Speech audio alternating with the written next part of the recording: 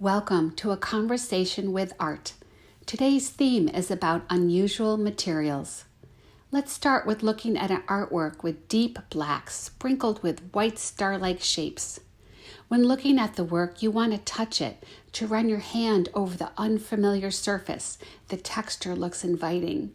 The unusual materials that the artist selected to work with, stretched rubber and tar, were materials that he had available in his studio or found around his Buffalo neighborhood.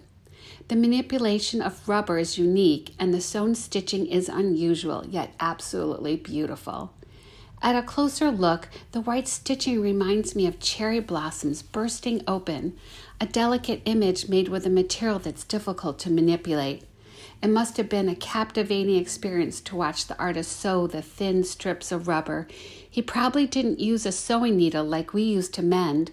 I wonder what he did use. Let's have a conversation. If you had a sheet of black, dense rubber, how would you manipulate it? Would you try to cut or sew into it? How would you create the delicate look the artist made with his sewn strips? You are looking at a red square on a piece of handmade paper, a thoughtful artwork. The red was painted with clean, crisp lines measured to fit the color selected. But what is intriguing is the materials used to paint the red and the white. The artist used oils and wax. The surface is gentle yet bold. You might want to take a close look to see the wax, but it's hard to see. It looks like it was mixed into the paint. When observing the artwork, you might see the red first, but the paper is really interesting. The texture is vertical, like soft tree bark, and the edges of the paper are deckle, rough and untrimmed. Let's have a conversation. What materials would you consider using to make this artwork? Lipstick for the red? Would you make the handmade paper with small twigs in the pulp to give it more texture? The artist is known for using unusual materials in her artwork. In this work, she uses pigmented wax and spray paint. Yes, another artist using wax, but instead of oil, she is using spray paint.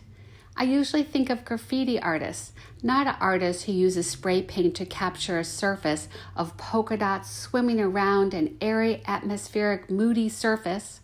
Not only are her materials used in a new way, but the paper she selected is called Yupo. It's a thicker, durable paper that is slick and very slippery. Not many artists can use Yupo paper and achieve the results they desire because of the glossy surface. Let's have a conversation.